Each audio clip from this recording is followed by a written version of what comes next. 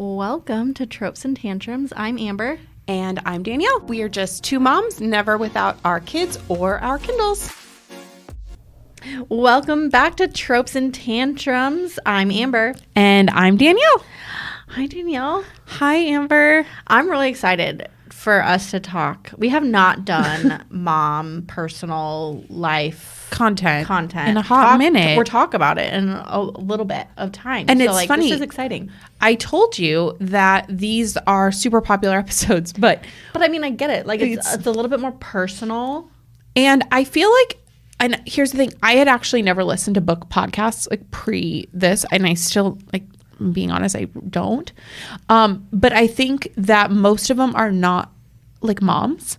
Like, or they don't talk about mom things. Stuff. But like, that's part of our brand. That's literally how, like, 3/4 of our brand is being moms. Yeah. And doing what we love to do, which is reading. Exactly. While we're momming. Exactly. So I'm excited. Plus, we've also tried to record this episode like 95 million times. Because every time we go, if you're unfamiliar, we talk a lot. And long-winded people here. And I feel like this one is always like on the back burner, which is so funny because we also didn't start out recording this one either. So yeah, but like I'm excited that we get to kind of go back to mom content for this one. Me too. So for this episode, a little backstory preview, whatever you want to call this, summary. We're going to be talking about books that we love for our kids and that our kids love. Yes. And then we're going to go into some mom things as well. So yeah. I'm excited. Okay. Do you want to start? Yeah. Charlie doesn't, I love Charlie to death. I love my Char. My Char. She doesn't sit very long for a book. She likes to pick up a book and like open it and like read it herself. And just go, Mama book, Mama book. Mama book. She likes drawing in books too. Oh yeah, she loves specifically my books. But yes. But Dallas, he is getting more into, he's in preschool, so he is more into like the reading aspect of things and like wanting me to read a book to him every night. We're finally getting to that age where it's like he wants it every night, and I love that. So like my favorite thing to do is buy these 5-minute storybooks. Oh yeah. Because it's got like 7 to 10 books within, and you know how long they're going to take. And they're not exactly. So we've got a ton of them. Mm-hmm. We've got a Bluey one. We've got a Daniel Tiger one. We've got Mickey Mouse. We have like a Christmas one. You know what's funny? You said she loves to draw on books. I think this is one that she's drawn in. As I'm staring at the cover. Because y'all, there is nothing as a parent that a toddler. Yep. Yep. There is nothing. And a crayon. There is nothing more frustrating as a parent at bedtime than when you pick up a book and you realize that the book is 900 pages long. Oh my God. And you're like, please no. So tired. Please no. And then you start like kind of like skipping pages a little bit. They're like, wait, what about that page? And you're like, I don't know that page. So yeah, no, 100%. And it's very funny that you said that because it's actually opposite for me. Charlotte does not like to be read books. She does not like to, I mean, really? I guess that tracks since it's like Char and Char. It's like the same vibes. She does not like to sit and be read books. She is getting into like reading books herself, but like not me sitting there. Eloise, on the other hand, loves a book. Loves to sit down and have me read her books. It's like her favorite thing, but we're going to talk about that. So, but yeah, so the ones that I've got out right now are some of Dallas's favorite. His all-time favorite is The Very Hungry Caterpillar. That's a great one. He loves it. I mean, he reads it to me now. Oh, yeah. I mean, it's an easy one for them to read.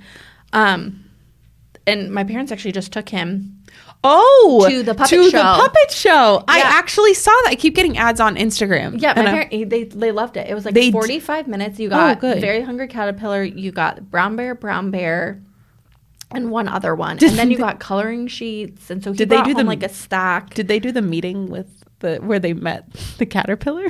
I don't think they did that. I didn't get that report back. I mean, I feel like you would know if he had met the caterpillar. No, I don't think that happened. I did see, that's what I keep seeing on Instagram. I mean, I keep seeing the tickets for it, but then I kept seeing like people like meeting the caterpillar. No, I don't think You would have known. You would have, Dallas would have for sure told you had he met. Like, I just feel like that would have been like a very big highlight for him. Come home and said that. No, but he loved the show. He like has coloring pages that he like. Oh, that's so fun. Mom, this is brown bear. I'm gonna color him purple. I'm like, cool. I was thinking about taking the girls because I kept seeing the thing, and I was like, is it really that good? Like, my mom said it was actually really cute, and it was like perfect for Dallas because it's not very long. Perfect, no, and it would be perfect for Eloise and Char. Okay, all right. So then he obviously likes that. Then he likes the Little Blue Truck books. The 5-minute storybooks, like every time we go to Barnes & Noble, can I get a 5-minute storybook? Or he finds like something else. Yeah. Chicka Chicka Boom Boom is another one favorite. Hot fave in our house too. But he just and then Love You Forever is a classic. I cannot read that. I cry every time I read it. Then I actually have 2 copies. One copy was gifted to me. Well, this copy was as well, but this copy is it's written in as well from a family member that Alex's grandma, who unexpectedly passed right before we had Dallas, and she read this book to Alex. You're gonna make me cry. Sorry, Alex, but when he was a kid, and she was wonderful, by the way. Just like separate notes. Also, if you don't know, Danielle and I related by marriage. Yeah, she was wonderful. I miss her every day. But my kids have a great guardian angel. And so his grandma's sister gifted me this book and like wrote a very sweet message. So I keep this one up from Dallas. Yeah. Because it's very special. But I grabbed it because it was like a quick. It's very thing. funny. Quick side note. Yeah. I actually, for my baby showers, did not do cards. And I did books. You did books too. I did. That's shocking. And if you are looking for something that's a little bit different, but has a very, like, I don't want to say like high payoff. That's not like the right way to say it. It's a great way to build a new mom's library. And it's honestly, not to say like I keep cards sometimes, depends on who gave the card, honestly. And like, I don't want to be like a jerk or whatever. If you're like listening and you're like, does Danielle actually keep the cards? It depends. But the books that I got for the girls at my baby showers, it is one of the most, like you said, one of the most special things to pick up a book and see a message, because they all pretty much wrote in them. They didn't just like sign their name. It wasn't like a yearbook.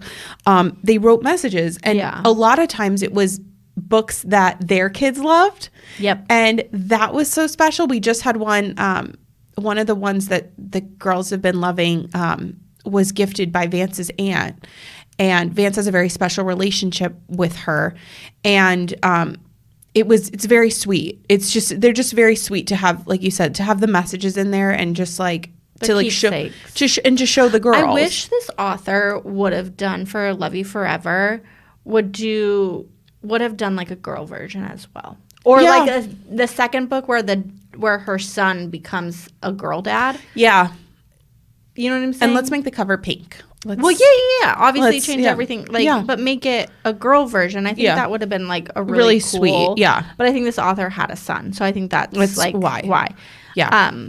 But yes, I would have loved that. I would love that for Charlie, and I mean, I would love that for your girls. Yeah, or girl moms in general. Yes. But Dallas. So something about me is I used to teach preschool, and then I was in school to be a teacher. And I have in on my bookshelf a small stack of books that are for when I was going to have my own classroom one day, right? So I have a stack of the little old lady who swallowed a fly, which is so funny. So I have an Easter one. Do you have the Arizona one? I do not. Oh my gosh! I have to find it. You need to. I will have to get that. We just went to story time at church, and they read the Arizona version, and it's like there was There was a coyote who swallowed a cactus or something, and I think I've heard of it. I'm so definitely gonna have cute. to find it. But I've got like a back to school one, first day of school, Easter. I love that. I've got just different ones. And Dallas loved, like, he's discovered the pile, so now he like only wants to read those. I have like the Three Little Pigs from the wolf's point of view. He is obsessed with that little. Is that the small one? stack. Is that the one with the where it looks like a newspaper? Yep. I love that. Yep. I love it so much. Yep.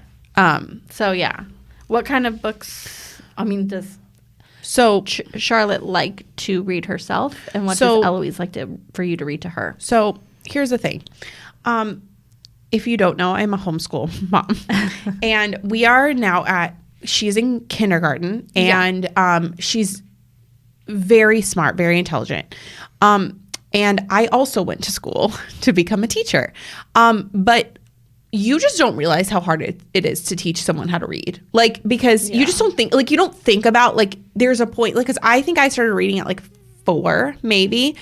And I just, like, you just don't think about it. So we are currently in the throes of learning to read. And so it's become like a thing, like, you know, like sounding out words and all the things. So she's very much reading a lot of like little reader books where she can like level. I'm learning the to word, read. And so she's, you know, learning, you know, what words and whatever. But she has not been my like sit down and read girly. Like even when she was like younger, like it was like, 'cause people are like, oh, read like a book to your child like every single night. And like, she just wasn't that girl. I sang to her every night and she went to bed.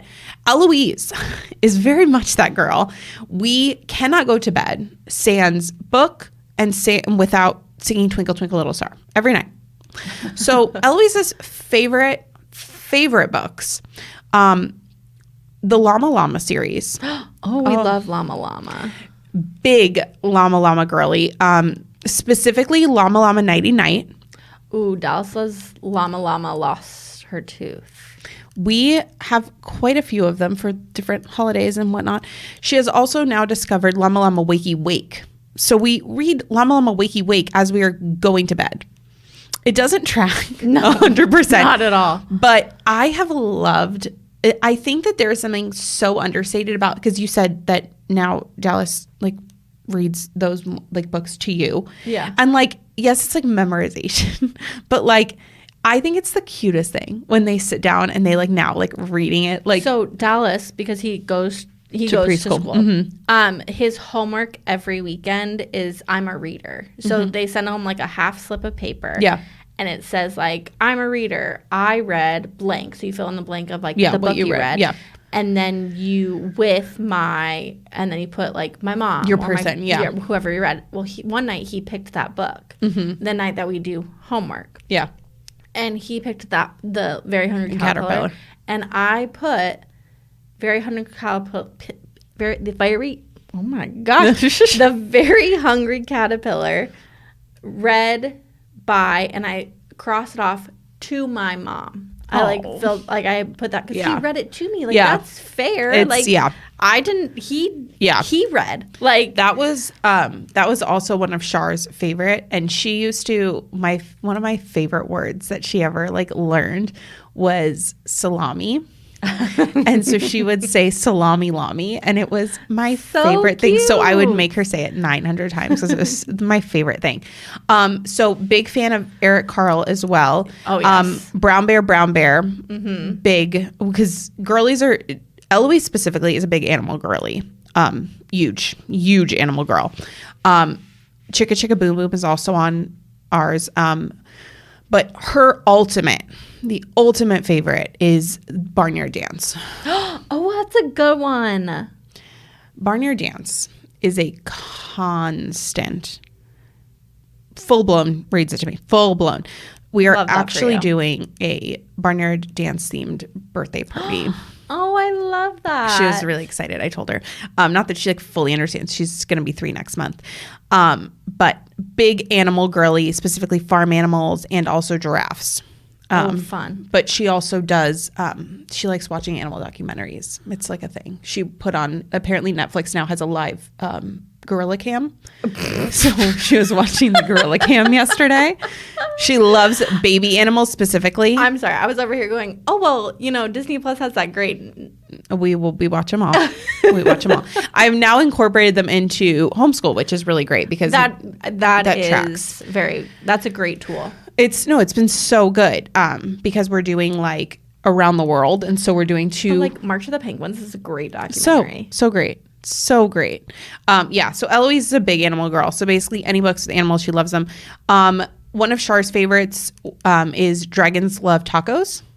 She loves. We have that book. So cute. You know what? I didn't bring it. That one is that's a crowd favorite at my house. We also like Diggersaurus, where the trucks are dinosaurs. Interesting. Dallas would probably love it. Probably. Like, his favorite construction vehicle is an excavator. So every time. Oh, excavators? Yes, we are familiar. Every time we drive down the streets and there's an excavator, it's Mom.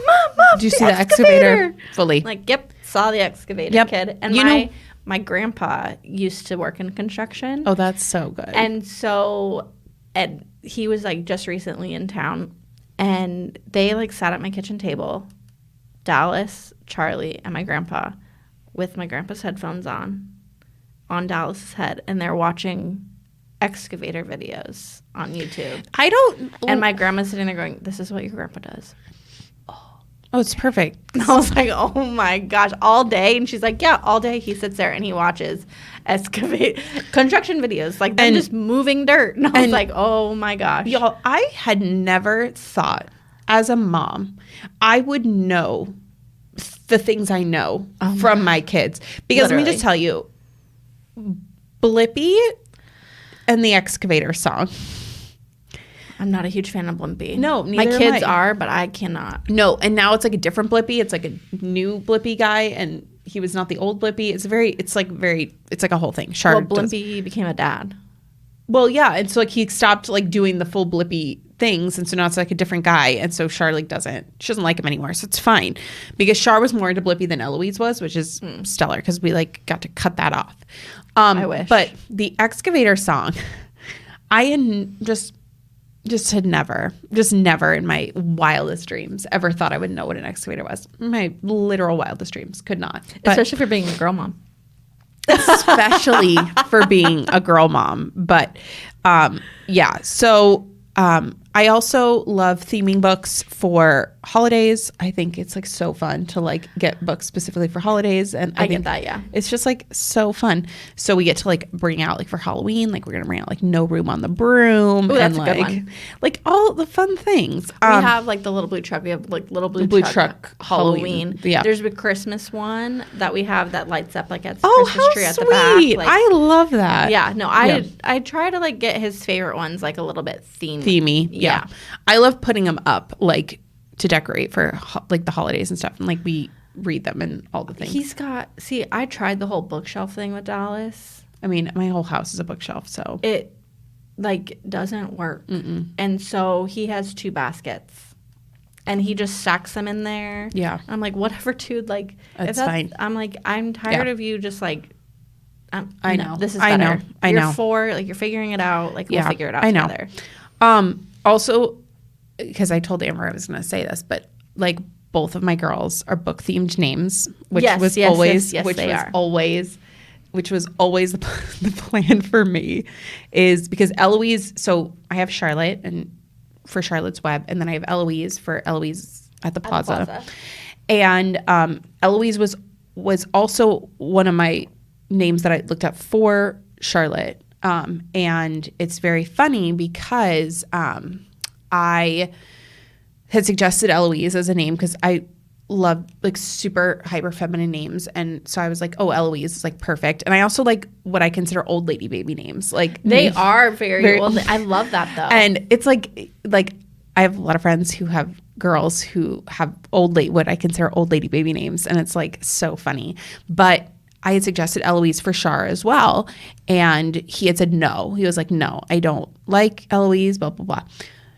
Second time around, we're going through names, and this was pre-knowing the gender, because there was a boy name that we have, and if that would ever have been a thing, then that would have been the name. But we had 2 girls. And so I said, so he goes, I have this really great name for you, when we were talking about, because we could not agree on a second child name. And that was like, we didn't really have any. No, it was naming a person, you guys. It's hard. It's freaking hard. And you know what? Like, you're not just naming them for like a short period of time. You're naming them for their whole life. I have a lot of hot feelings about the way that people name their kids. And I'm like, bro, like, that's like, you're naming an adult also. Like, not just like a cute little toddler. Like, you're naming an adult. And so he was like, I heard this really great name. I think you would really like it. And he goes, what about Eloise? Y'all, I had suggested. The shock that was on your face, I'm sure, was just like, so wait. Okay. We're talking like COVID, because like, yeah. And so we're sitting in the house. It's me, him, my mom, and Shar. And he says, thank God my mom was there, because my mom was actually a witness to knowing that I had suggested Eloise the first time around. And she was like, she like looked at me. Like, did he just say and Eloise? Like, I was like, he was like, no, I just like thought like a really good name. I go, no. He goes, I don't know where I heard her from though. I go, you know who you heard her from? From me. Your wife. From me. Thank you. So yeah, Eloise was pretty solid. Like, we knew that we were going to. I do have almost all my other girl names are book themed as well. For girls as well, not boys. I mean, but girls, I do have, they're book themed as well, because we were gonna go with like a city or state continuation, because then like you do Charlotte, North Carolina, and then like I liked like Savannah and like these other, but it just like didn't track like Eloise. And Eloise is like very much an Eloise, like just like her whole persona. And I had when we did our baby name announcement, which we didn't do with Charlotte because I kept the name a secret the whole time. I don't know why. Like, I really gave a shit. Like, what people. A choice. It's like, it's a choice. But like for Eloise, like I didn't, because like I wanted to enjoy it, because there's like very few things that you could enjoy, especially in during 2020. COVID. There was literally very few things. So I did like a whole shoot where I dressed Shar up as Eloise from the book, and she was like holding the book, and it was so cute. So love that. Yeah. So books run deep. So the girlies know we did do a lesson on Charlotte's Web for Shar, and I was like, this is like, she goes, but you named me like after like a spider, and I was like, when you read the book, honey, you'll get it, but like also that's you can be like a spider sometimes, so like that's really, it tracks sometimes, so it's fine. If to know Shar is to love Shar, but she just, I'm nervous to meet her, because she has this like me hyped up in her mind. She does. She goes, I'm nervous. She saw me taking my tote bag. Was it yesterday or 2 days ago? I don't remember. I didn't even tell you this. It was book club day. No. Was it that day? Yeah, because you oh, yes. Because then Shar was like, are you going to go see Amber? And I said, well, like, yes, and yes on a call, whatever. She goes, I've never met Amber before. And so she's like, she has really high expectations that Amber has to live up to. I'm apparently. Nervous. She is a very hard nut to crack. I mean, she is very outgoing, loves people, but she definitely has her feelings, thoughts that she makes very known and very apparent, which is sometimes a scary thing for all parties involved, specifically myself. Like we say all the time, our kids feel the most comfortable with us, and that can definitely backfire on me. So yeah. Yes.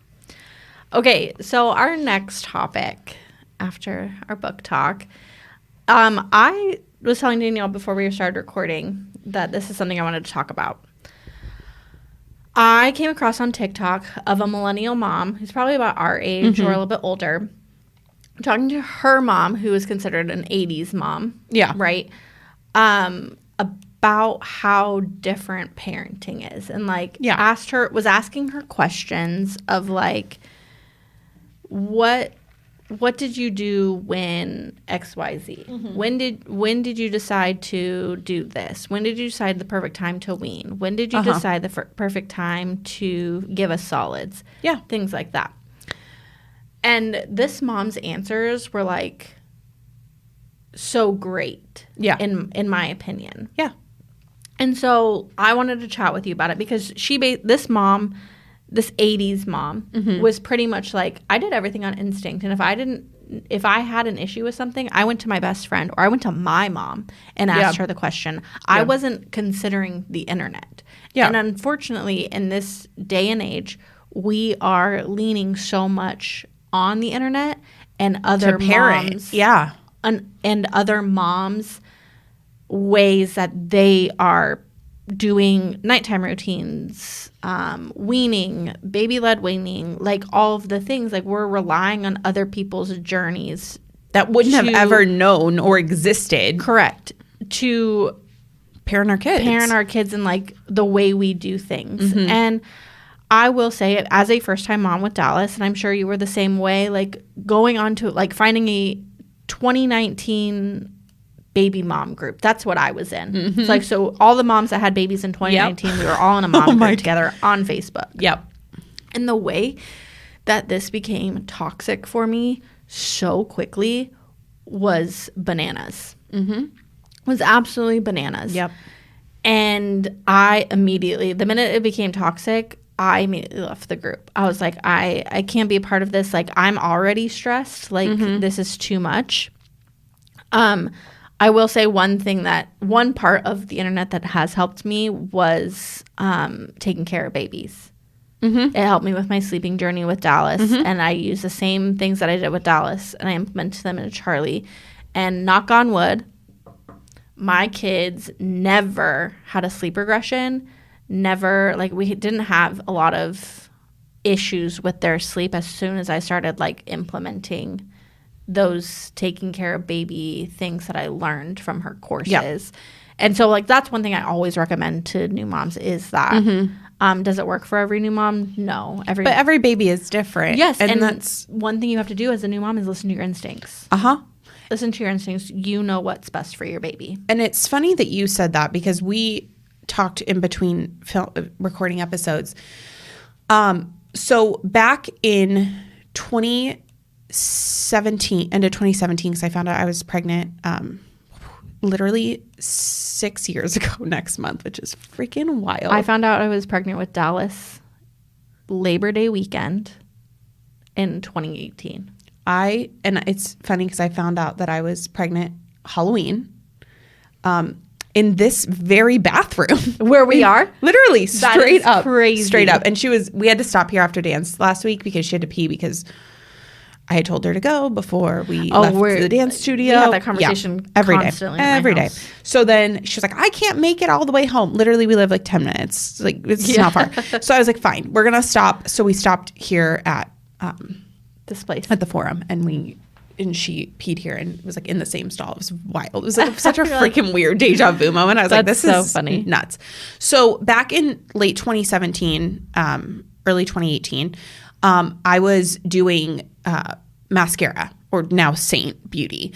And so a bunch of us who were in the same like team all had gotten pregnant around the same time. So they started a Facebook group, and it was like everyone who's due summer of 2018. Yeah. And so it had started out where it was like 15 of us, and we would share like bump dates, and it was like super fun and like casual, and like we all like pretty much knew each other. Yeah. And then she opened it up to anyone. Oof. And so again, the toxic aspect. No new friends.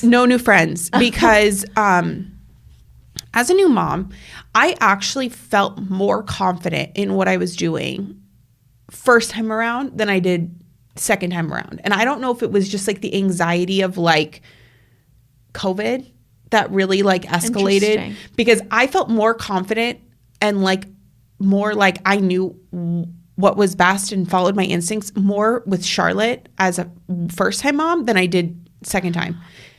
I feel like that too, but both my kids, their newborn stages were very different. Okay. So I was confident in the fact I knew what I was doing, but that Charlie, you could keep them alive. Yeah. Yeah.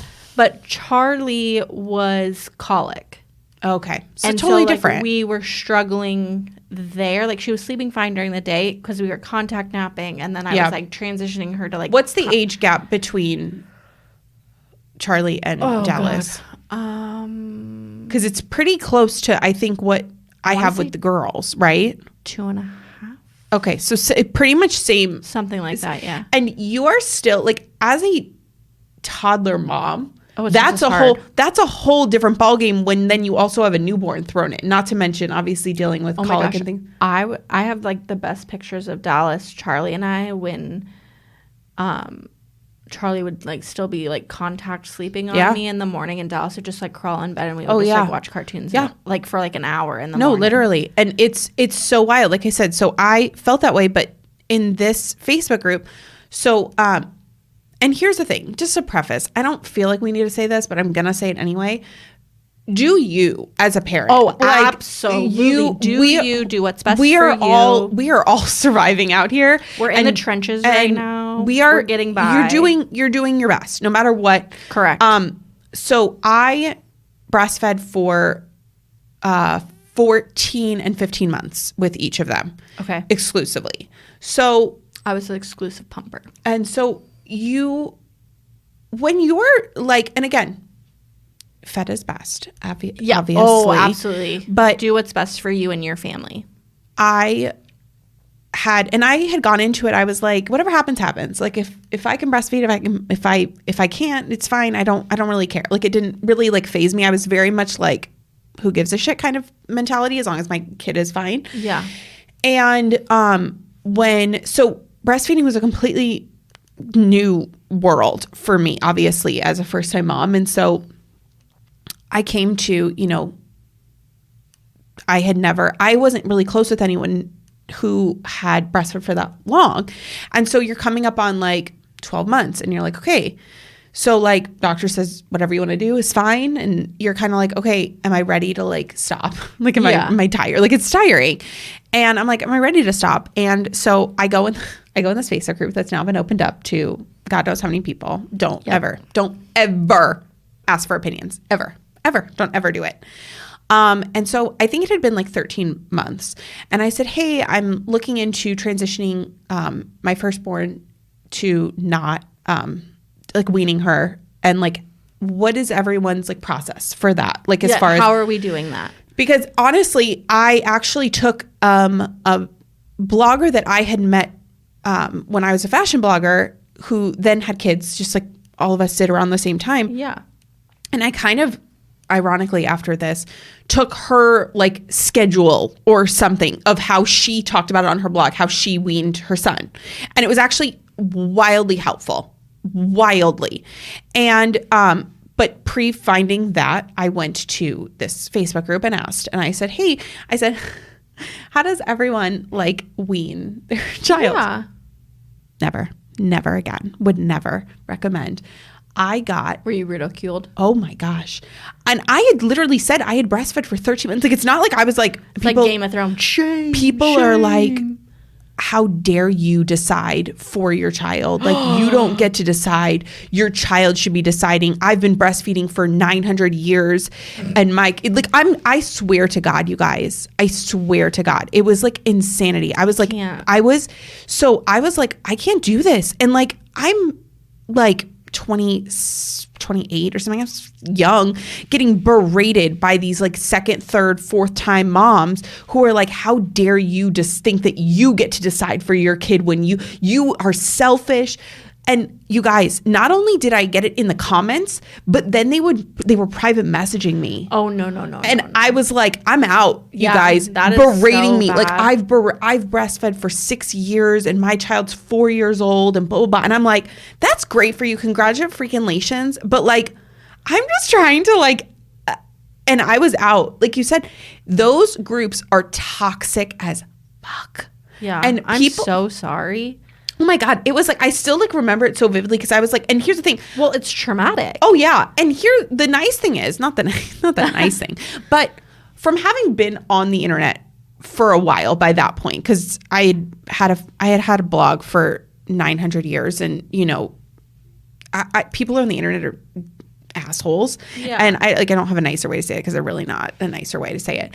But like, so I didn't necessarily give a shit, but like, you're like, what the hell is wrong with you? Yeah. Like, are you like, but that's one of the things that's so funny because people will go to a Facebook group over like trusting their own instinct. And like, not to say like that was just something that I was not, it's a very personal thing. So much of like, not so much, literally everything as a mother is so personal.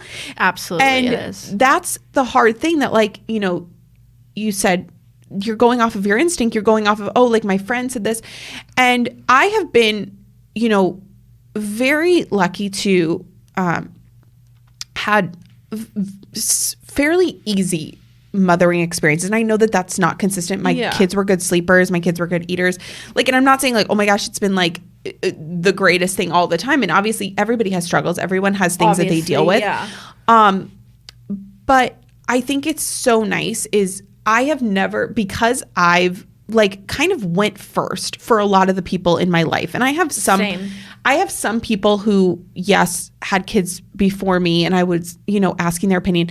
But I was really lucky to where I knew that I would not ever impose my thoughts, feelings, opinions on other people because of that. Yeah. So I was like the first and both ends of my friend group to have a baby. Kids, yeah. And with Dallas, like I attempted to breastfeed. Mm-hmm. We just weren't matching. Like the anatomy of his mouth and the anatomy of my breast, like they don't match. Yeah. And so we struggled. Mm-hmm. But I had so much milk that I had to get it out. Yeah. So I just exclusively pumped for as long as I could. Mm-hmm.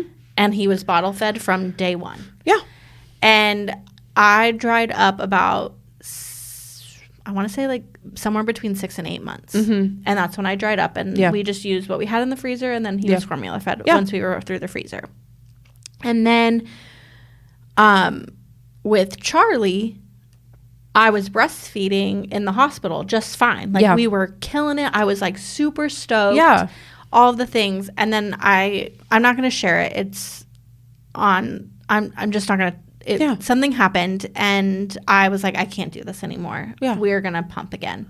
Yeah. Because again, I was very fortunate, and I know some moms aren't, but I was very fortunate to have a good supply. Yeah. And again, I dried up between 6 and 8 months, which is fine. Yeah. But again, we used our backlog that we had saved up, and then she was formula fed for the rest of the time. And my kids took to milk very well. Oh, like, good. There was not an issue, which I know that's not lucky for everybody. Yeah. But that was my journey.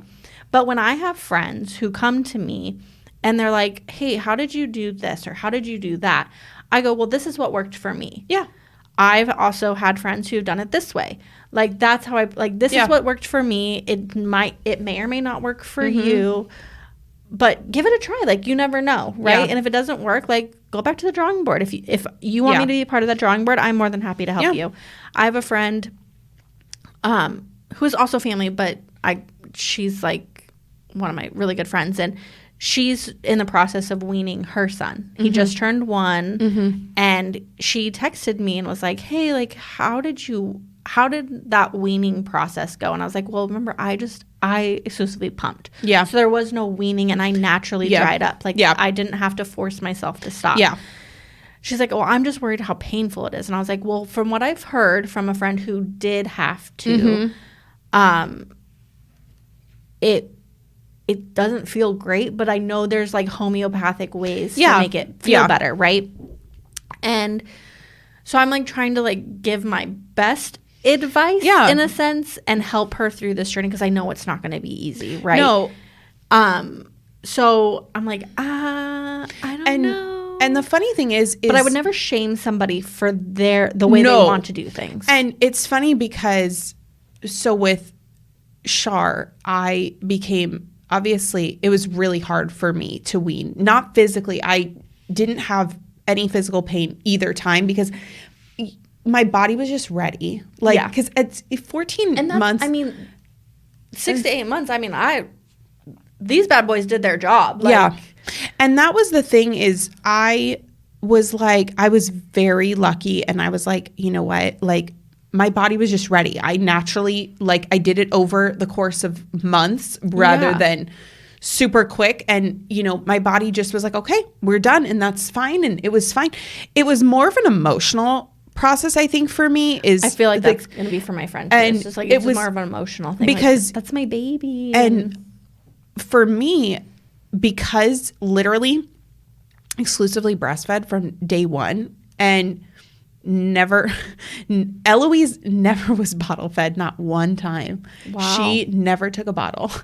And by design, or just like she refused? There were times because I pumped, because I had an oversupply with Eloise that I did not have with Char. Okay. Where I literally just had like a hand pump or a Haka on like the whole time, because I had so much milk with Eloise. Yeah. That it was just so different, because with Char, I never had an oversupply. I like always had enough, except for at the beginning. She had lost too much weight, and they were like, she was born the week before 4th of July weekend. Okay. So the doctors were basically like, she's lost this much of her birth weight, and if we don't see like enough of an increase, then we want you to supplement. And like, we had to supplement for a little bit with Dallas in the beginning, but that as soon as I like got it going, we were like, I was like rocking and rolling, because I'm like I'm like a psychopath. And obviously as a first time new mom, you just are like in such a different space. And so I was like, no, we're not going to be supplementing. So I started pumping as soon as I got home, before my milk was even in. I was like, I'm just going to pump, and we're going to see what, like, to make sure. Dallas came home from the hospital. We were still attempting at that point to breastfeed. Yeah. Because we weren't figuring it out. Yeah. He started like gagging. Oh, and so like I pulled him off, and I had blood because he had like was sucking so hard that he cracked. Yeah. And so I was bleeding. Oh my gosh. I was freaking out. Oh yeah. I'm like, he's been drinking that? Like, yeah. Oh my God. Yeah. Freaking out. Alex ran to Walmart in the middle of the night to get me a wall pump.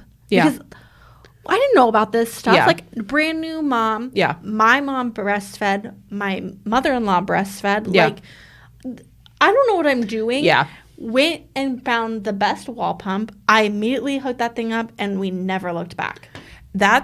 It's so wild. Like how things like switch, and you're like, oh my God, that's like, I didn't prepare for that. I was screaming. I was crying. No, 100%. Like, baby, it's gonna be fine. Like, he is fine. Look at him. He's cooing. Like, he's fine.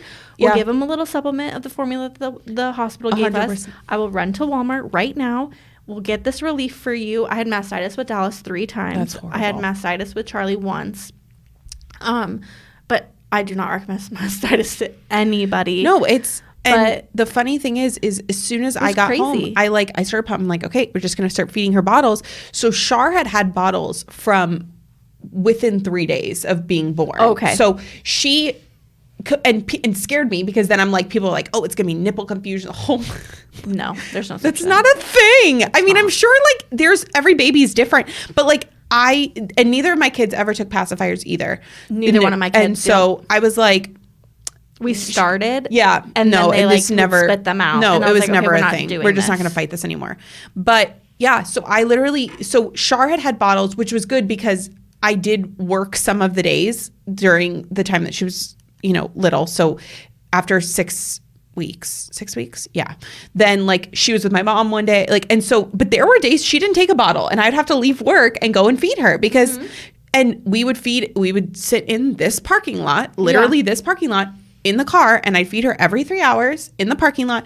And some she took a bottle, some she didn't. And that was fine. But Eloise, Shara had a little bit of trouble with, as far as latching goes, like in the hospital, because it's like such a new experience. Like it's like you're trying to figure out how to hold them, and you're like, what's comfortable for you? And then the lactation control, you're just like, I've lost all shame, and like it's such a wild thing. Like I was like, you're just like my mother-in-law being a nurse, and I mean, I truly hope she's listening, but because like she's a saint, because she would, if I was like having any issues with because both my kids are C-section. So I have a C-section scar, and like. I would like feel something. I'm like, can you look? Like, can you? And I would just. Yeah. You lose all shame as a mom. It's very funny. Like, you just like don't care. I had my mom, the first time I had Dallas, I was like refusing Alex to let him see me, help me like change my own diaper. Like, I was like, Mom. Yep. And she's like, okay, babe. And then she's like, I'm not going to live with you in your house, Yeah. right? But Yeah. my mom is like in there, like doing everything to help me feel clean. And you don't even prepare for it, because I had prepared for Eloise to also struggle with latching. nurse. Yeah. I was prepared for two. So I was like, we're just going to pump. Straight up. I had her immediately latches 8 for 45 minutes. That was my Charlie. They were like, well, when she's done, then we'll like move you. But like, she's like, and I was like, she's still like eating. Like, I'm not going to stop her. No. And so, yeah, completely different. Like I said, never once and I pumped. So like I had a supply, like I had a big back supply, but she just never took a bottle. And that was, like I said, we breastfed for 14 months, I think it was. And, I love that for you. It was so great. Like, it was such a positive experience. And I know that that's not common, which I'm so grateful for. But like, never thought that was going to be me. Like, just never, like in my head, like, you just don't think about those things as a mom. And here's the thing. I took a course with Shar for breastfeeding. I actually bought a course, and it was wildly helpful. And I sent that to friends of mine, and I was like, who were like, hey, like, I'm trying to breastfeed, but like, it's not working, or this and that. And I'd be like, hey, if it doesn't work, it doesn't work. Don't stress yourself out over it. It's not worth it. Don't stress yourself out. But I said, if you want to continue to try, at least, I said, this course helped me with Shar. You can check it out and see. They have all the different like holds and the way that you can like latch and all the things. And it was very helpful for me, but it might not be helpful for you. And that's okay. And it's funny because we have become so not in like obviously we talked about, you had the taking care of babies course, which obviously a lot of people speak very highly of. I loved it. But the internet has become such a place of like shame, because I can't even, you guys, and it's kind of wild to say it out loud, but I what's it called? I exclusively breastfed both times, didn't essentially beyond just that first week with Shar, didn't struggle. And I can't say that on the internet, because then I'm shamed, where people are like, how dare you make other people feel bad?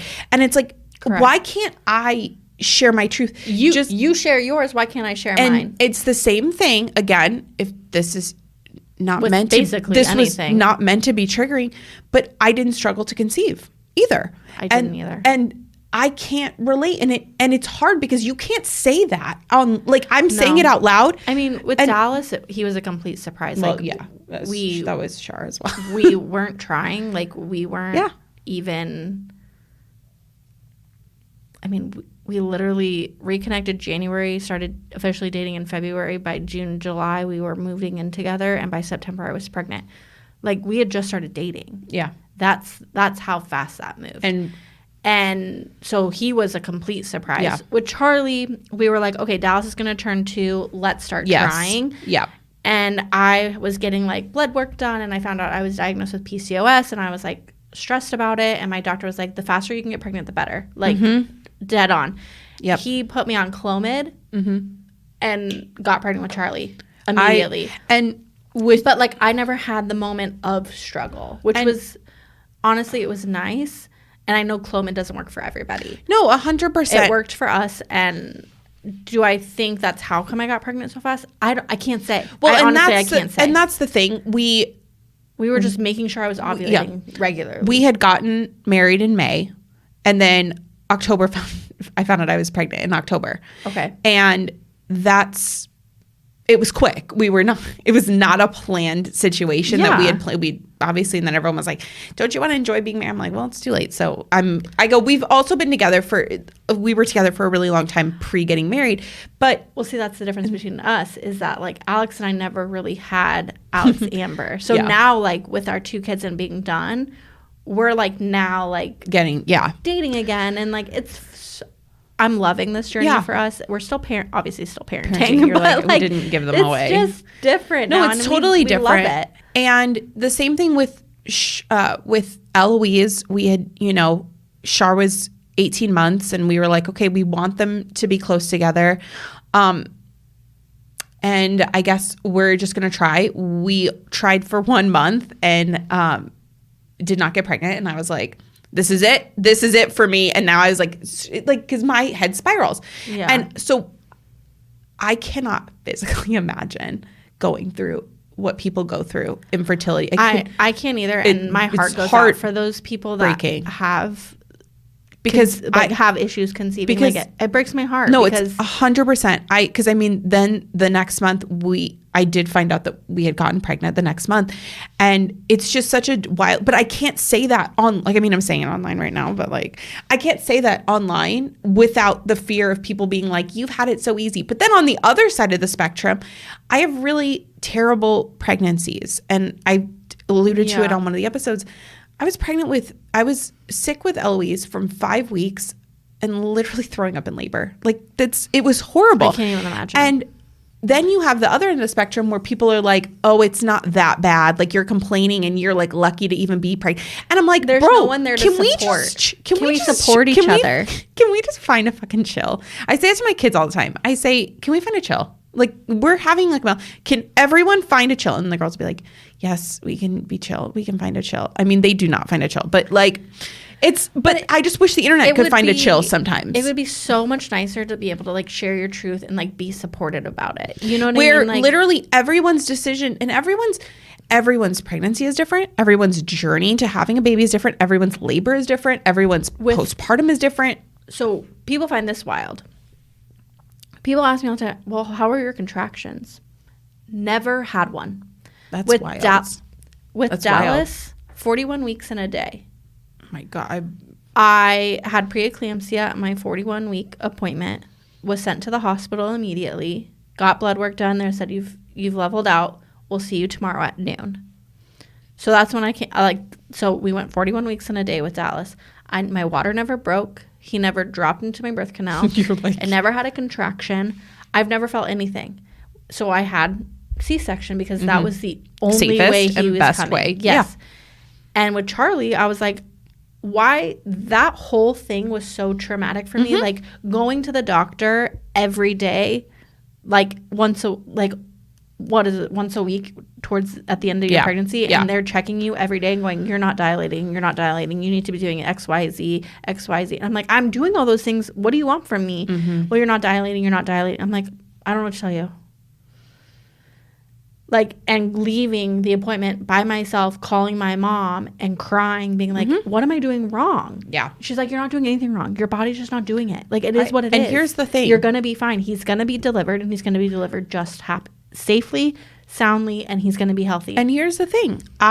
With Shar, at my 37-week appointment, I was going to an OB who she was solo practice, and she takes a trip every July, and she tells don't even get me started on this. She's supposed to tell her patients who are due in July, hey, I will not be the one to deliver your baby. Yeah.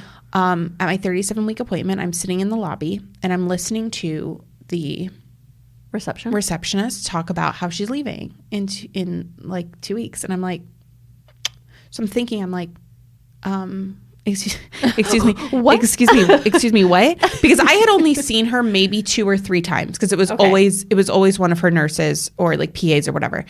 And I was like, so we get in there and she goes, so I hear that you didn't know that I was going on this trip. And I was like, she's like, they're supposed to tell every one who books an appointment, because she was referred to me by multiple people who had her as a doctor previously. And they're like, they're supposed to tell you when you like book your first appointment if you're due in July, like because obviously you know that you're due in July. Yeah. They never told me. And so 37 weeks, I'm like, Bryn, first baby, I'm like by myself, because it was like, because those appointments, if you're unfamiliar, you literally like go in there, it's like 2 minutes long, and then it's like check you and then you leave. It's like such a waste of time. Yes, like, and no. Like if you have, obviously if there's issues, but like if you have a healthy pregnancy, like it's like you're going in there, you're like, oh, all right, thanks. I just drove here for nothing, because I was driving like 25 minutes for these appointments. So it's not close. Yeah. And I was like leaving work, whatever. So it was 37 weeks. It was in the morning. I go there. She tells me this, and I'm like, She's like, so basically here's the options. Like, it's either going to be me or it's going to be someone else that you don't know at the hospital. And I'm like, okay, perfect, stellar. So she goes, let's check you. So she checks me, membrane sweeps, doesn't get consent for that. Oh my God. And I'm like, she's like, we're going to just see if that worked. And I was like, traumatized, fully, like, I was like so painful, trauma, like now, because now I'm dealing with, my doctor might not be here. I have no words. Straight up. And I left, called my mom, hysterical. And I'm like, can I like switch doctors like right now? Like 37 weeks, like I'm hysterical because I'm like, I don't know what to do. So I go back to work. I'm like full shaking. And they're like, and my parents are like, go home. Like, just go home. You are not going to be working today. And Nicole and I actually went, she took me to get a pedicure that day. And she was like, you just need to like calm down because that's like so traumatic. And it was like, it was horrible. And my parents were going out of town that day. And they were like, don't have the baby this weekend. And like, try your best. I was like, okay, cross your legs. Perfect. Sunday night, we had gone to Florentino's to eat. So delicious. And my water broke outside Florentino's. And I was like, holy shit. Like 37 weeks and 4 days. And I'm like, is she like okay? Because like 37 weeks, like technically was still full term in 2018. They still considered that full term. They do not consider it full term now. They consider 38 weeks to be full term. Correct. And I was freaked out. I was like, oh my God. So like went home, took a shower. I know you're not supposed to, but like took a shower and I'm like trying to process, like I'm not in labor. I'm not having contractions. My water broke. I'm going to have a baby within 24 hours, regardless of what happens. I go to the hospital. They obviously have to admit you because your water broke, but they made me walk around for like 2 hours, nothing. And I was like, I was only dilated at a 1. And I was like, my body is literally not dilating. So they had to put me on Pitocin, obviously. Yeah. Highest level of Pitocin. Didn't dilate for 17 hours. And I'm like... And the whole time you can't eat. No. And I'm like sitting there, I'm like, oh my God. And I had planned to go all natural because I had taken hypnobirthing. I was like, we're going all natural because I was a psycho. And I was like, I mean, that was in my head, it was a great idea. Executed differently because didn't plan on being put on Pitocin. I had planned on like, bouncing on the ball, but they had to hook me up to an IV. They had hooked because now I'm on Pitocin. And straight up, they, so 1 p.m. rolls around. I'm having contractions on top of like Pitocin-induced contractions, not my body, because they were doing nothing. I was so tense, my body, because I had gone through, that was a lot of stress for my body to go through in such a short amount of time. And everyone in the room, my mother-in-law, my mom, literally everybody and their brother was literally at the hospital when I was in labor.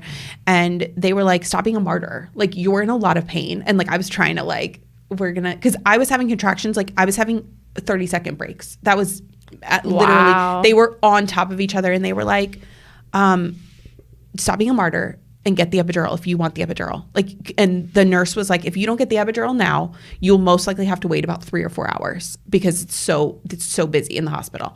So that was at 1 p.m. They call in to get, and I'm not a needle girl. Like it freaks me out. Can't get draw blood, nothing. I've gotten a lot better since have kids, but so they brought in to give me an epidural. And I fell asleep for the first time in like 26 hours. Because like I had not slept because I was like my body was like so tense. Yeah. So fell asleep at a 2. My body had finally dilated to a 2. And normally they do not get you an epidural until you hit at least 5. 5, yeah. They made an exception because obviously I had been in labor for so long. And so went to sleep, woke up 2 hours later, I was at a 7 because my body was so tired and a lot of people had told me if I'd get an epidural, then the contractions would stop. And my body would stop progressing, but my body actually needed the break so that I could rest. Yeah. And Vance had left to go and eat and whatever. And I had told my birth photographer, I was like, hey, I was like, just so you know, like I'm at a 7. She's like, okay, we'll like talk in a couple hours, like most likely. So I went from a 7 to a 10 in 10 minutes. As soon as I woke up, I had like stopped feeling the epidural. And I'm like, something's not right. Pressing this button like a psycho. I'm like, and so I'm like, I tell him, I roll over my other, I'm like, something's not right. Like, I'm not feeling this anymore. And she was like, no, it's probably like, you're probably fine, whatever. And I was like, no, I need someone to come in and check me. So I press the button. I'm like, I need you to check me. And she was like, no, but like, we just checked you like 10 minutes ago. I was like, I need you to check me. And she's like, okay, you're at a 10, whatever. The doctor's not here. Vance is not here. No one is here. And so I'm like, no, like I'm going to have this baby. And I literally, I think it was like 2 pushes and she was like out within 15 minutes. Like it was so crazy. But like completely different experience from Eloise because my water never broke. Yeah. And like I had never felt what true labor contractions felt like. Because they were not Pitocin induced. And she went to 40 weeks. And like I was in labor for 5 hours with Eloise from time I checked in to time she was born, 5 hours, because I literally was like, hi, I do not dilate. I need you to get me an epidural immediately. I was like, I did not dilate. It's nuts how much you know, like from kid 1 to kid 2. And then if you have more, you know what I mean? Like, and you start to like advocate for yourself as a parent, like as a mom, because you really like, and I'm not saying nothing against doctors and nurses because a lot of them are really great, but some of these people like in triage and they don't give a shit. And like it was also during 2020 where people were very overworked. They were dealing with a lot of shit. So what are they going to trust me telling them, hey, like I know I'm in labor right now and I was feeling my contractions not up here, but like very low. So they had the monitor on the wrong spot for my body. And I was, so I had to advocate for myself a lot more, which that's all instinct. And that's all nothing. That's nothing. The internet could have not told me. No. How I was going to labor and deliver my children. Because again, back to what you were saying is that like we're shamed for sharing our story or the way that we do something. Correct. Because someone on the internet or somebody somewhere doesn't agree. Or they felt triggered by it, which is totally valid. You know, like you're allowed those feelings, but you don't need to shame somebody about it. I think it's wild that you cannot share your feelings, but then people can share their feelings. And you're just like, so what makes you allowed to have an opinion and I'm not allowed to have an opinion? Correct. And so much of, I mean, literally everything in motherhood is subjective. Literally, there's nothing that's consistent across the board, literally ever. And even from your own kids are not the same. Correct. And you have... Everything is just so different. So let's pivot a little bit. Yeah. You and I have talked about this, but I want to talk about this kind of on the podcast. And we can kind of not get into detail. We can censor a little smidge. Because if you want to read these 2 bullet points. Oh, yeah. Yeah. Okay. I thought these would, but you know exactly what I'm talking about. Mm-hmm. Okay. So how do you feel about asking for help? Like help, like in the sense of like, hey mom, hey dad, or hey to your in-laws, like I need a sitter for XYZ, or I need, like, do you mind? How do you feel about it? I mean, I know, but our listeners don't. I struggle heavily with asking for help. And I know, and I don't know if you and I are in the minority or in the majority of people, because I'm talking like when Char was born, I was in the car driving her at like a couple days old. Like I was I was not waiting for literally anyone. I wanted nobody's help ever. And that was the way it was. I just didn't, and that has since carried on since I can say I've gotten a lot better. Having gone, now, if you unaware of me, so I work from home, in social media, and I'm at home. The girls are at home with me. Yeah. I'm at home. That's what I do. I've been at home since, Char was just under 18 months. Working part-time, and then working for myself. And Shar used to come everywhere with me. And that was it. I didn't ask for babysitters. There was no date nights. There was no, like, it just wasn't a thing that I didn't feel comfortable with it. And I don't, I'm being completely transparent. I have a lot of trust issues with people watching my kids. And I'm not going to say I blame the internet for it, because I know it comes down to like a lot of my personal anxiety. But the stories that you hear about things that happen to kids in other people's like watch, and again, it can be totally accidental. Correct. Very scary for me. And so I was very, I just don't trust a lot of people with my kids. And everybody knows that. It's not like, I'm not saying anything crazy, but because I work from home, I'm not away from my kids. And, January of this year, one of my friends had asked me, said, hey, she hosts a retreat for real estate agents where you go and they learn different topics and application, and it's 3 days long. So she called me in January of this year and said, hey, I know, because everybody knows, like I said, it's widespread that the girls are with me all the time. Yeah. And she said, hey, I know the girls are little. But she goes, I'm hosting this event in Kentucky. I would love for you to speak because you're obviously very valuable. You're very good at what you do. I would love for you to come and speak. She goes, I know they're young and I know you have not left them, because at almost 5 years old, Shar was not 5 years yet, but she would have been 5 in June. And this was happening in April. I know you've never left your girls more than a night. Yeah. And I was terrified to leave them. Like almost cripple anxiety of thinking of leaving them. But I knew I had to for my own sake, and was very scared. Like, what if something happened and I couldn't get back in time? Like there's so many things that were constantly swirling. My parents were like, hey, we'll watch the girls during the day. We got it.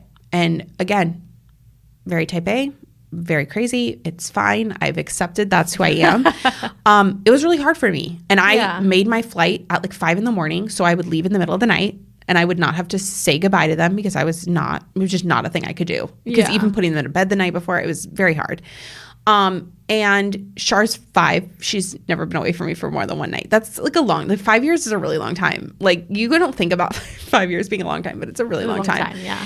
And I just recently went for the second time, not across the country, thankfully, just hours, but it's getting easier. It's getting better, where I'm feeling less stressed about asking for help and like being like, hey, I'm just not good at voicing like that I'm struggling or I need help or I need a break.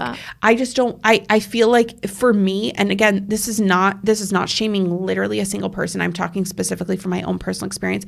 I feel like it's like weakness. Like I'm like, I can't handle it. I can relate to that, and I can understand that. And like, I can't handle it. And I'm like, no, but like I have these kids, like I need to be able to handle it all the time. And I have to be on. I always have to be on. And I am always on. And you guys, that's so draining. And I am so grateful that I have people in my life who offer, who say, hey, can I help you?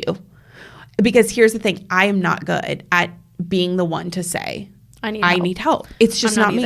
And it's just never been me. And like I said, I've gotten a lot better, but it also comes down to my personality. That's who I've been my whole life. I don't want help. I want to, if I can do it myself, I'm going to do it myself. Because I don't want to waste time. I'm like, if I can do it, I'm going to do it faster. I'm going to do it better. I'm going to know exactly what I want to do.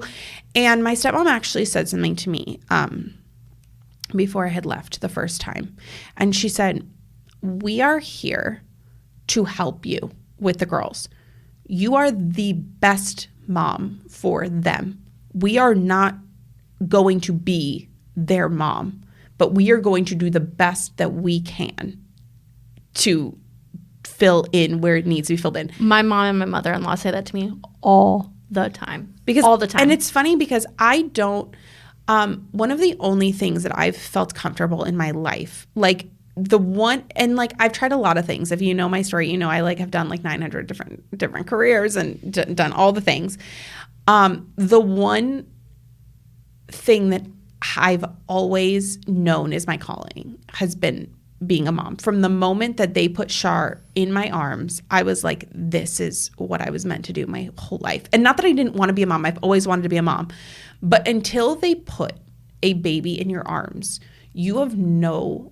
It's like you can breathe for the first time. And you're a completely different person. And And it's the wildest feeling. And I tell people who are pregnant, who are my friends, and I say, you have not a single, like, you're excited to be a mom. You have not even an idea. The minute they lay that baby on your chest, it's completely different. It's different ball game. It's unexplained. And again, we obviously bond over, we are moms who are at home, and it's very much our lives revolve around their kids as much as, like, people are like, oh, that's not, like, super healthy. We have other things, and we are in the process of finding out who we are aside from being moms. And hence the reason we do this is because you literally are a completely different person. Oh, yeah. So, like, for me, I've kind of, like, the same boat. Like, I've always really struggled with asking for the help. Yeah. And, like, when we had Dallas, Alex and I were like, we're going to do this, and we're going to kick ass at it. Yeah. And, like, we're not going to need everybody at the hospital all the time. Yeah. My mom literally left. I called her, I need you to come back. Yeah. I need you to come back. Literally, I need you to come back. Okay, I'm coming. Like, I'll turn around, I'll come back. But my mom was like, my mom and my mother-in-law were very much respecting our boundary of, like, we have, you two aren't living with us. Like, we have to figure this out by ourselves. Yeah. But, like, the minute my mom left, I was like, no, you have to come back. Me being bedridden because I just had a C-section. Very different. Yeah. I'm trying to teach Alex how to burp a baby. I've worked in daycares, preschools my whole life. Yeah. My whole working life, I should say. Yeah. And teaching Alex from the bed how to burp a baby was not it. My dad walks in. I was like, Dad, take that baby from Alex and teach him how to burp that baby. That baby needs to burp. Yeah. And my dad was, okay. And it's very different because obviously you had a C-section, so you didn't have a choice. Like, no, I literally, you had to ask for help. But then, not even then, Alex, we came home from the hospital. 2 days later, Alex left for a week for a work trip.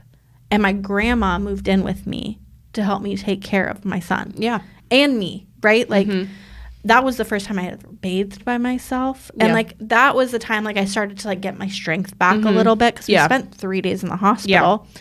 And, like, for some short time, like, Alex was, like, helping me shower and, like, making sure he was washing my hair properly because, like, it hurt to lift my arms above my head and, like, all of the things.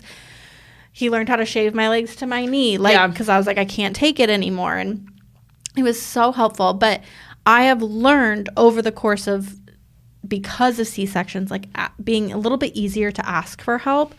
But I always feel like, especially when I need a babysitter, because Alex is also working and, like, I need something or there's, like, a conflict. I'm like, I always feel bad. Yeah. And both my parents and my in-laws, they both say, like, you never have to feel bad about asking us to watch our grandchildren. Yeah. You should never feel bad about that. And so, like, I'm very thankful that I have my parents and my in-laws close by, that they are so helpful and they want to help. And, like, my kids have had sleepovers at their house. Yeah. You know, they allow us to have date night. Like, we go on vacation with my in-laws and my parents all the time, and they help with the kids. And it's, like, it's so easy, but it's so hard sometimes to be like, but you have a life to live too. Like, you've already raised your kids, and now you are living your own lives, right? Yeah. As a married couple again. Yeah. And now I am going, I need you to watch your grandkids, by the way. Like, that sucks. Like, I feel guilty about that. Yeah. You've raised me for 18 years, or you've never stopped raising me, because they'll always be my parents. Yeah. And that will always be my home. But I finally have gotten, I think I've said this before, and I know I've said it to you personally, but, like, this year has been the hardest year for me personally, and especially as a mom. Like, I had this breakdown, and Alex literally picked me up. What is wrong? And I'm like, I can't do this anymore. I don't know if I can be with them all the time anymore. Like, because I'm a full-time stay-at-home mom. I do have a job, but it's strictly from home. Like, I don't go anywhere, and it's easy work. But I was struggling, and he was like, why aren't you saying anything? I was like, I don't know who I am. I am mom. I am wife. I am no longer Amber, and I don't know who Amber is anymore, but I can't be both these people. I need to figure out who I am again. And he's like, then let's find you a space where you can do that. So I started the Bookstagram. I started going to the gym again. You texted and was like, hey, let's do this. Perfect. Let's do this. I love this outlet. I joined 2 book clubs. I've got one with some of my girlfriends, and I've got one with Danielle, and we've got a third in this podcast. Like, it is so nice, and I have never felt more myself. And my sister just said this to me, and even Alex, and I love my husband. He is amazing, and he is my best hype man. He tells me all the time, I could not raise these kids without you. I could not do this life without you. You are literally the best thing that's ever happened to me and us. Like, thank you for everything that you do. He tells me daily he tells me this. Yeah. And I love that about him.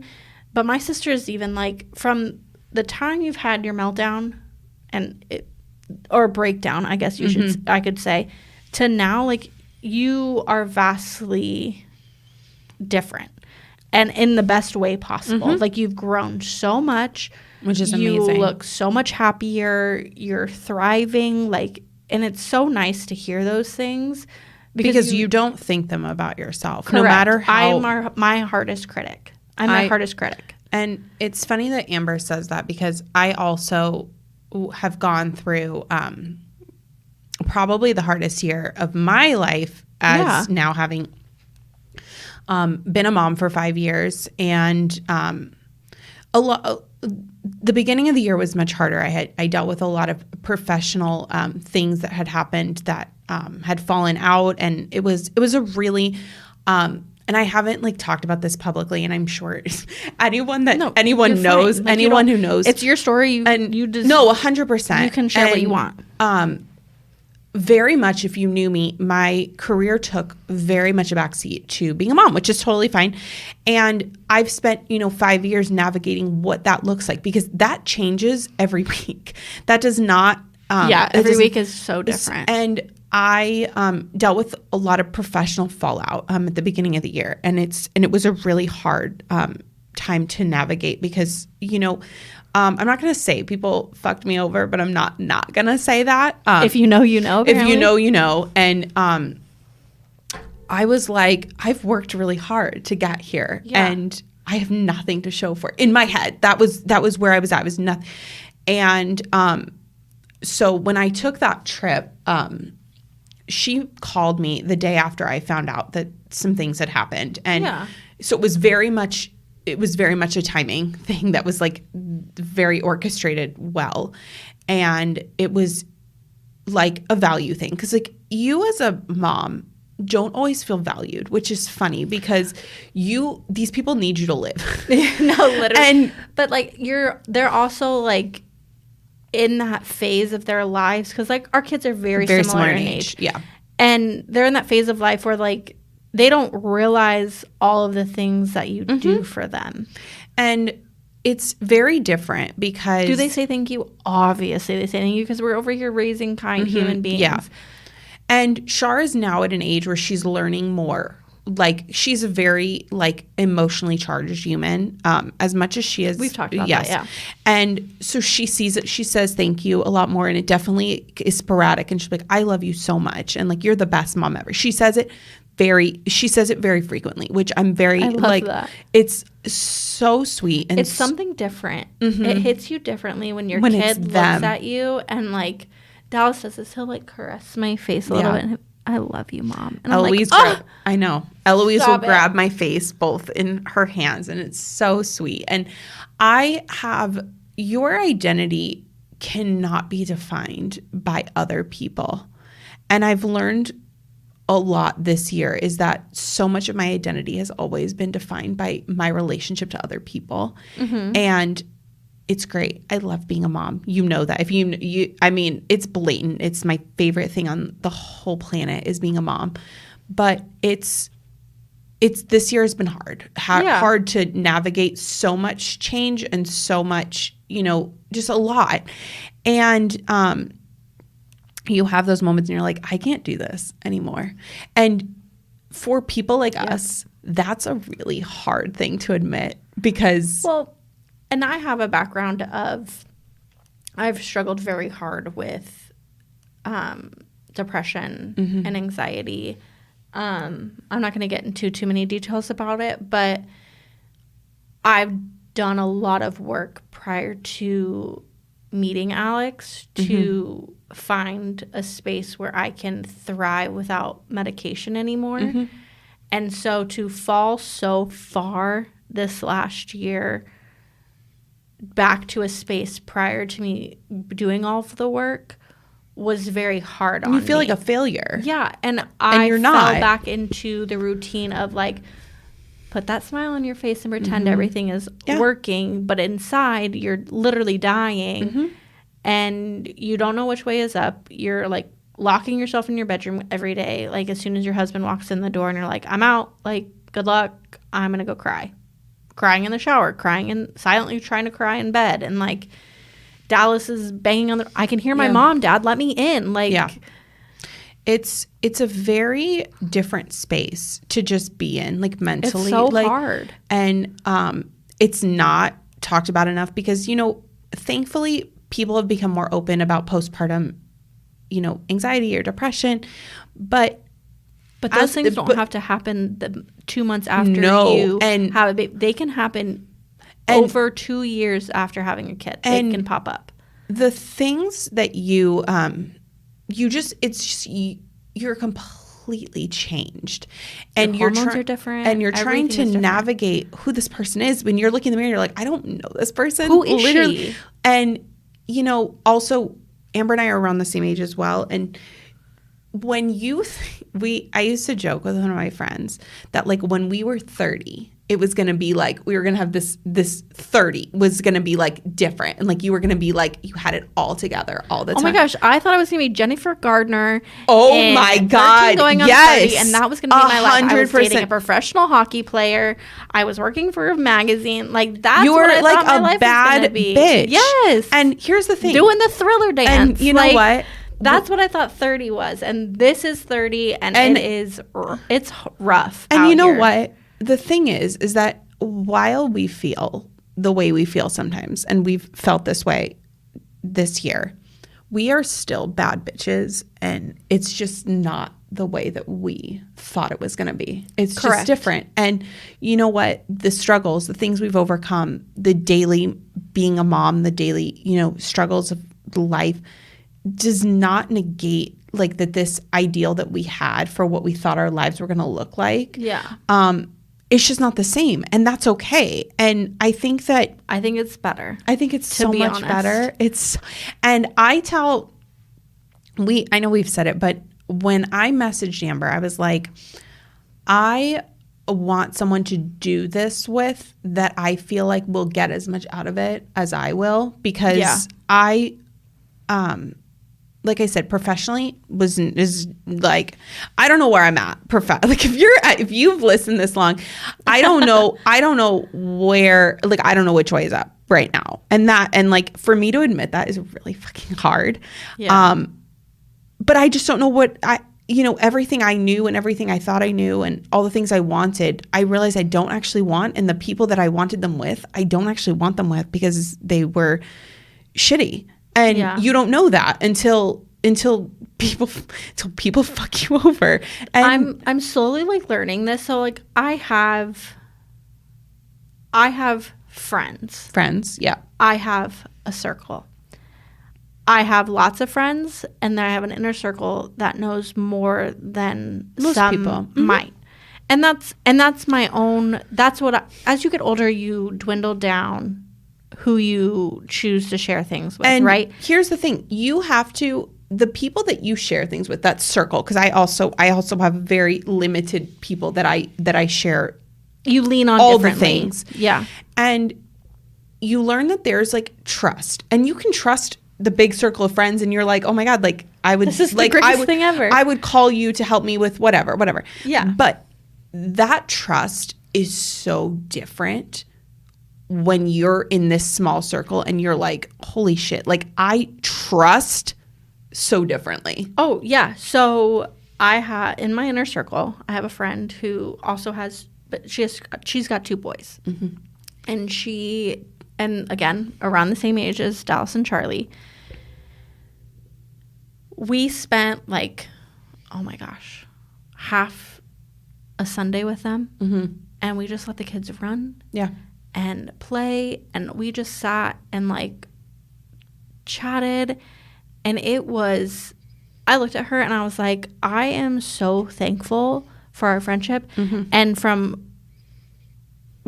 and we laugh now looking back at the incident, but like when Alex and I first started dating, Alex was not part of it, but her and I had an incident, mm-hmm. and we both were like, fuck, we just screwed everything up. Yeah. But again, there were factors in there that played a part in that mm-hmm. Now that we look back on it, we're like, 1, we've come so far, mm-hmm. and 2, Alex and I were very new, so it was like this new friendship almost. Yeah. So it was different, right? We were still trying to vibe and like figure things mm-hmm. out. But we've come so far, mm-hmm. and that we have this like different bond. And like when we're together, it doesn't feel like we're family at that point. Like mm-hmm. that's how it is. And I'm starting to learn is that when people want to constantly like bring up your past, like I don't have a pretty past. I don't. Mm-hmm. I lived in a very dark time for a very long time, and I could have done a lot of work not to live there. Yeah. But I didn't want to listen to the people that wanted to help me. And it happened. It happened, and it's part of my journey, and I'm thankful for that time, but I'm proud of where I've come. Yeah. And I've learned that if people want to hold your past against you, it's time to set them free, because it's almost like they can't see where you are now. Absolutely. And I choose now to live in my present and in my future. Mm-hmm. The past is the past, and let it go. Like I'm gonna Rafiki Lion King this crap, and it's the past is the past, mm-hmm. and that's where it needs to stay completely. But I can't have I want people in my life who are going to see, yes, they know that, right? They know the past, they know whatever, but they also see how far I've come and the places that I'm going and the moves I'm making, and are being supportive in that sense.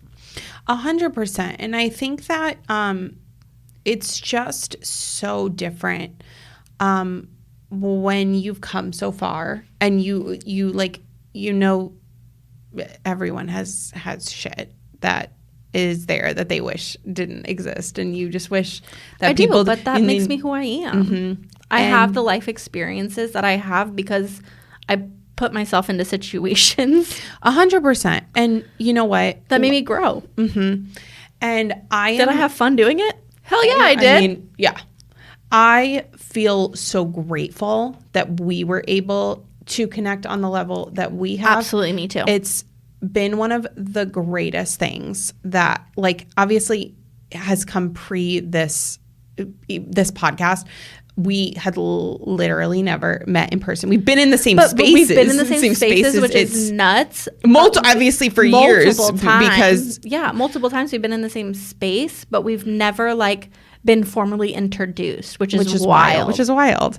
And you know what? Like, I have found such joy through this. Same. It has been such a great thing that we have been able to kind of have as this outlet for ourselves and something for us to strive for. If you saw our conversations, they are maybe out of this world, and it's like maybe crazy shit, but like we really do appreciate every single person. We really do. It means so much to us. Like, I can't tell you the joy that like we were literally just looking at. All my friends that like are like, we love Tuesdays when the episodes mm-hmm. come out. Like, we love when, like, hearing the books. I mean, like, obviously we follow everything, but like, it's just different when we get to hear your voice. Like, I get to hear my friend coming out of my radio. Like, that's insane. And it's cool because the kids the kids love it.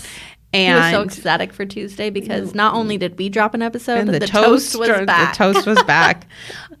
It's just really cool. It's just like a really cool experience, and we're just like glad that you like choose to spend your time with us, because it really does matter to us, like a lot. Like it's not like, oh, we just like do this because we get emotional about it. No, we do. And the funny thing is that we had like talked about this, like doing like one episode a month. Oh yeah, we're like, we'll just do like a book wrap up and like all this whatever. stuff. And it's like one episode a week. I will be like, oh babe, hey, by the way, we're recording again. He's like, again, you just recorded last week. I'm like, I know, we got stuff to talk about. And it's been like, it's been amazing. And like, I know these episodes are long, but apparently people want them. People want the long.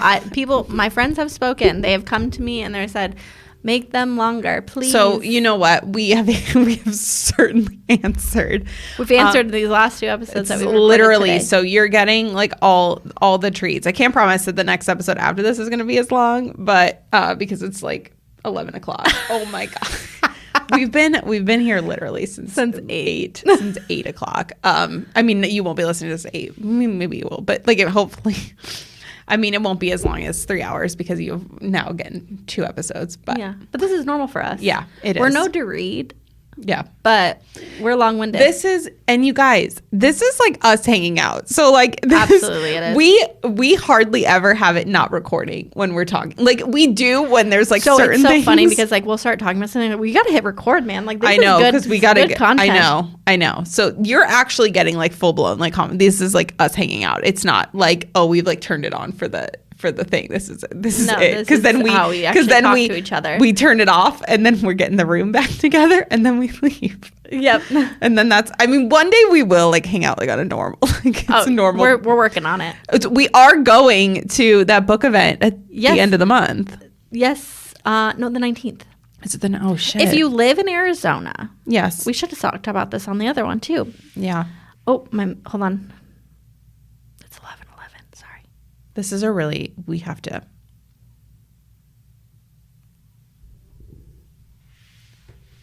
We good? Yeah, I got it out. We're good. Okay. Sorry guys, 11:11 are my angel numbers. And you can use 11:11 yourself if you're listening because yes. it's like the same. And so when Danielle just looked at the time and it hit and I looked down, I had to. And you guys, she never misses it. And the fact that I hit it at the same, that's wild. That's bananas. Like I chose a little bit. It's fine. Someone is knocking at my door saying, make that wish, girlfriend, for yourself today. So we should have said this on the other episode as well, but we'll say it here too. And we'll post about it too. September 19th, if you live in Arizona, September 19th is an adult book fair. It's a Tuesday in the location. I think it's in Gilbert. Please hold. It is in Gilbert or in Mesa. I can't remember. September 19th. Okay. Right there. Oh, and now it went back up. Here we go. Right there.